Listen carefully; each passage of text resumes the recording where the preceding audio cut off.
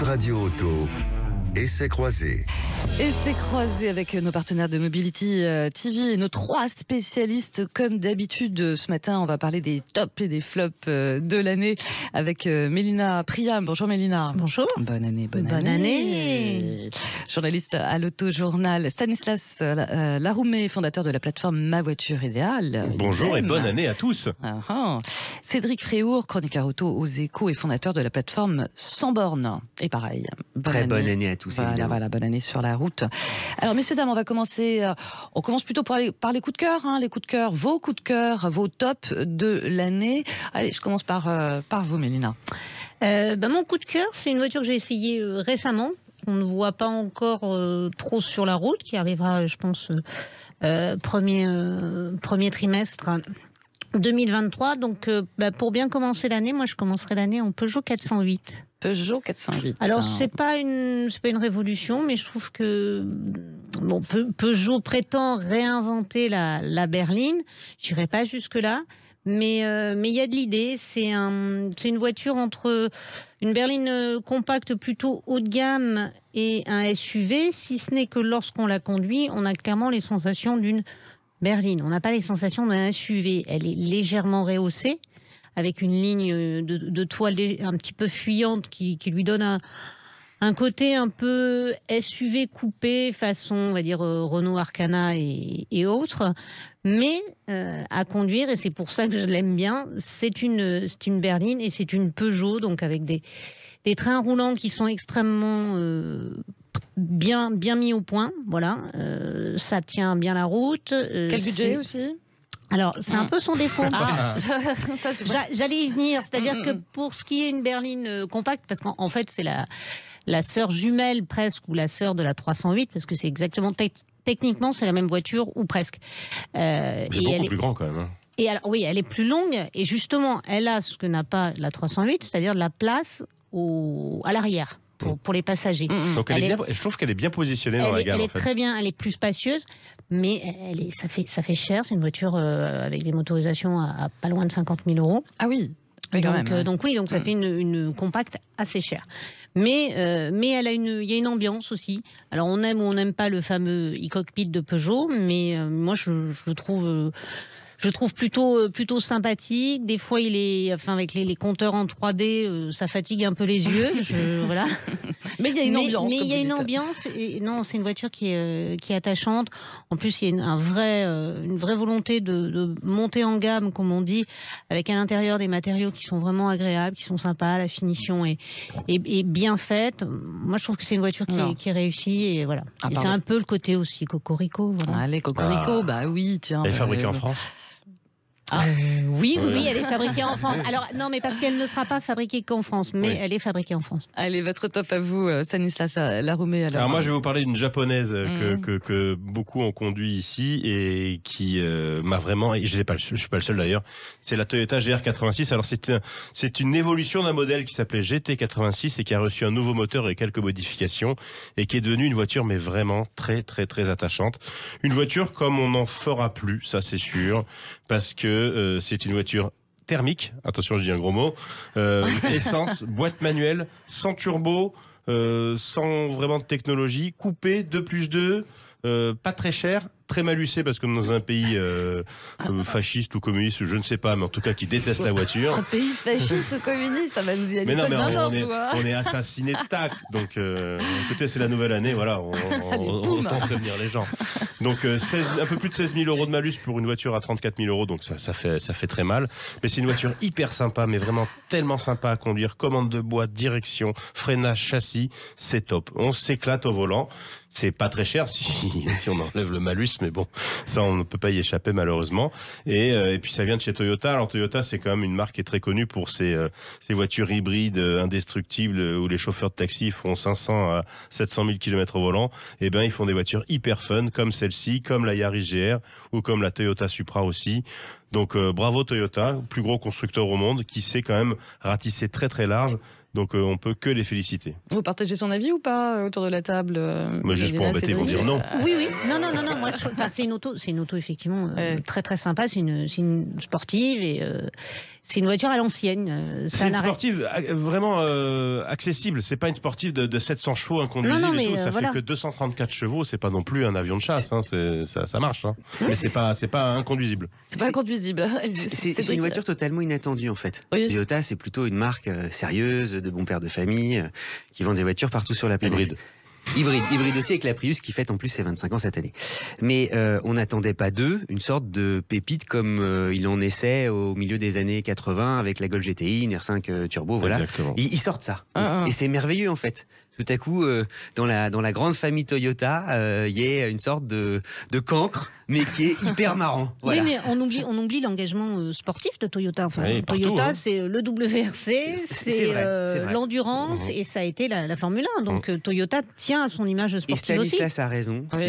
Non seulement c'est une voiture je veux dire, un peu iconoclaste aujourd'hui, mais elle est hyper attachante et hyper sympa à conduire. Parce que dès qu'on prend son volant, même le plus rétif à la chose automobile, il va se dire mais non, il se passe un truc. C'est vachement marrant, ça accélère fort et j'ai l'impression d'être un pilote. Voilà. Un vrai collector. Il faut l'acheter. Hein. C'est un vrai collector. D'accord, allez, voilà pour le coup de cœur de Stanislas. Le vôtre, Cédric. Alors, Stanislas, si tu peux sortir 2 minutes. Mais non, je sais de quoi tu vas Il parler. va pas être d'accord, Mais non, si, c'est je ça suis d'accord.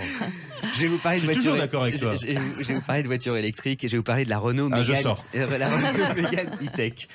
Pourquoi ? Parce que jusqu'à présent, sur ce segment, en tout cas européen, des voitures que l'Europe adore, qui est la taille de la Golf, par exemple, il n'y avait pas encore de modèle entièrement électrique. On attendait d'ailleurs, en parlant de la Golf, on se disait, bah tiens, les Allemands sont généralement un peu plus courageux, ou un peu plus d'argent, donc ils vont avoir le budget pour se lancer et y aller. Et ils n'y allaient pas. Et tout à coup, Renault, à la surprise générale, se dit, bah, moi, je vais électrifier ma Mégane. Et ils n'ont pas fait que ça. Ils lui ont en plus dessiné un vrai look complètement révolutionnaire. C'est-à-dire que ça ne ressemble pas aux Mégane auxquelles Ça on ressemble était. à quoi alors ?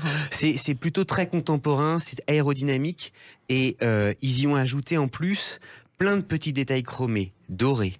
Donc on rend la chose plus précieuse encore qu'elle ne l'est. Et Renault, c'est un constructeur normalement généraliste. Là, ils ont la valeur du design lui donne les aspects qu'on peut retrouver chez BMW, Mercedes. Je les sens tous les deux Un peu rigoler. bling-bling, Non, Mais un tout petit peu, mais c'est pas bling-bling, grave. En tout cas, il y a de la valeur. Ouais.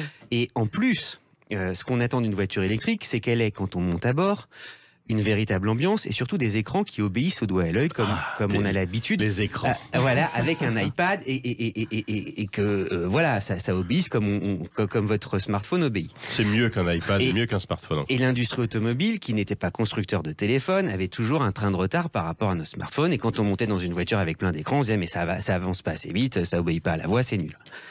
Là, c'est génial. C'est comme dans une Tesla. C'est extraordinaire. En plus, ils ont un contrat avec Google. Donc, si Google, s'il y a des gens qui connaissent un petit peu la tech, c'est eux.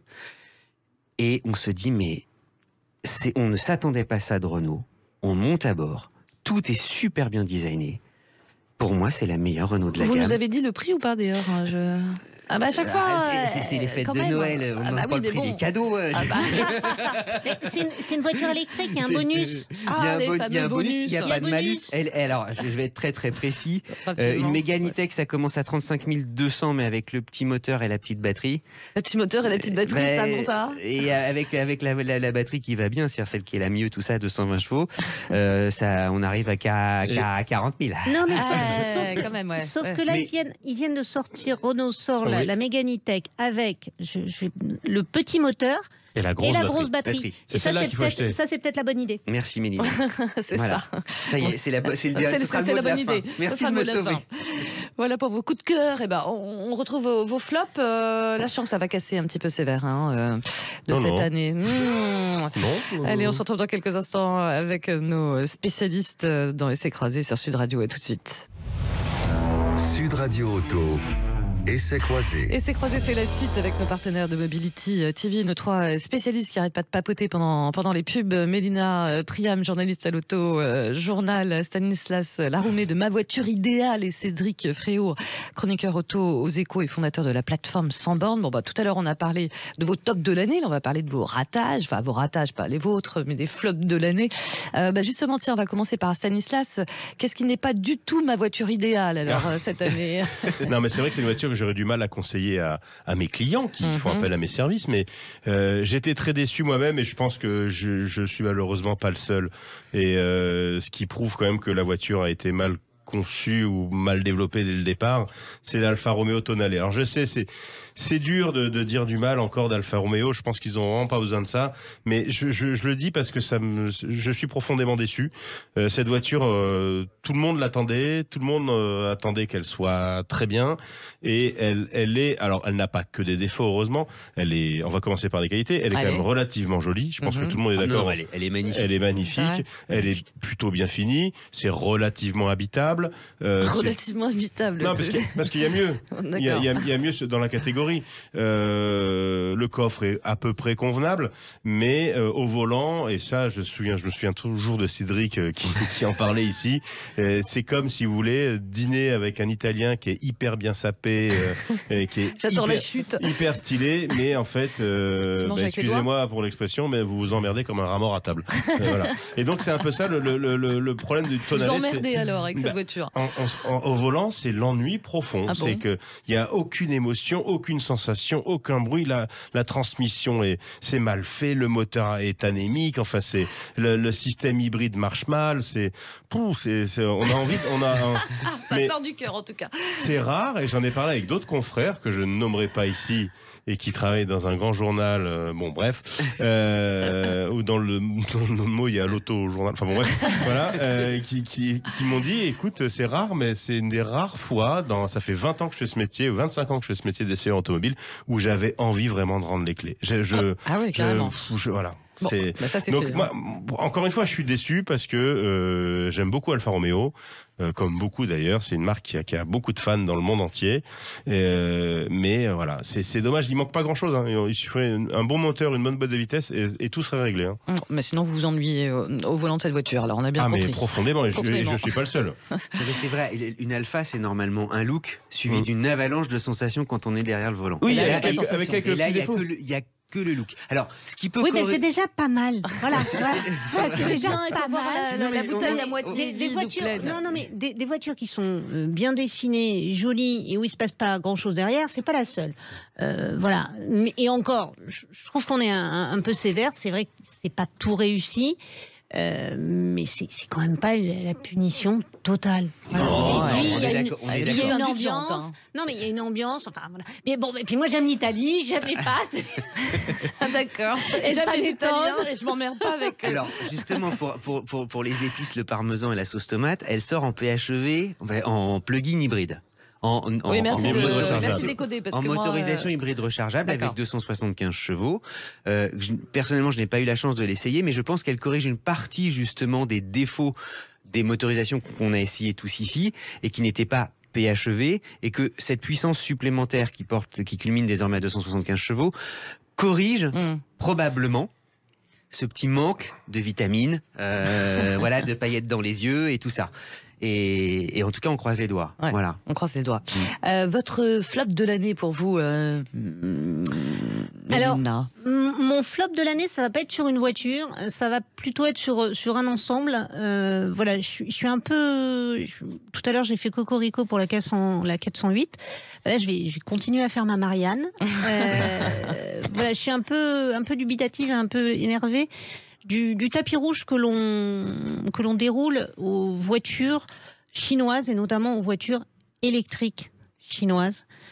Qui, j'ai rien contre, il n'y a pas de protectionnisme en France et c'est très bien comme ça. Et de toute façon, je n'irai pas sur ce terrain-là, c'est pas mon domaine. Mais les voitures chinoises, les voitures électriques chinoises, c'est pas qu'elles soient pas réussies, c'est qu'en fait elles arrivent, elles font du dumping automobile, on va dire. Elles sont abordables, très abordables.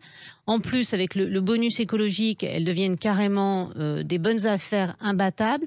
Nos constructeurs ne sont pas en mesure sur le rapport qualité-prix et surtout le prix de suivre. Tout à l'heure, Cédric parlait de la Mégane E-Tech, qui est une super voiture, qui se retrouve, avec comme rival par exemple une MG4, qui est une voiture réussie, qui est tout à fait concurrentielle et qui est quasiment 10 000 € moins chère. Et aujourd'hui, tout est fait dans la politique pour pousser les gens à acheter des voitures électriques. Le problème des voitures électriques européennes, c'est qu'elles sont chères Et que donc, si les gens demain veulent s'équiper en voiture électrique, ils vont se tourner vers des voitures chinoises. Et je suis pas sûre que ce soit une bonne idée. Ouais. Voilà, c'est dit. Mais surtout il n'y a pas la réciprocité. Exactement. Oui, voilà. Ouais. Et que nous, quand on veut vendre des voitures en Chine, on est obligé de les construire sur place pour pas avoir trop de taxes. Et donc, on est obligé de s'associer avec des constructeurs chinois pour pouvoir pouvoir vendre chez eux. Je vais y arriver. Et comme les Chinois sont très bons élèves et très bons ingénieurs, ils font de très bons produits. Voilà. Et oui, c'est ça aussi. Ben voilà. Donc, au fond, la MG4, elle y est pour rien d'être douée. Voilà. Et que comme elle est 10 000 € moins chère que des concurrentes européennes, voilà, ça fait parfois un peu mal au cœur. Voilà. Mais on va se retrousser les manches. Après, c'est sûr que c'est aux constructeurs européens et français de faire ce qu'il faut pour concurrencer ces voitures-là, d'aller sur d'autres terrains, d'avoir d'autres qualités. Ou en fabriquant des voitures en Chine. Hein. Donc, ça revient un peu au même.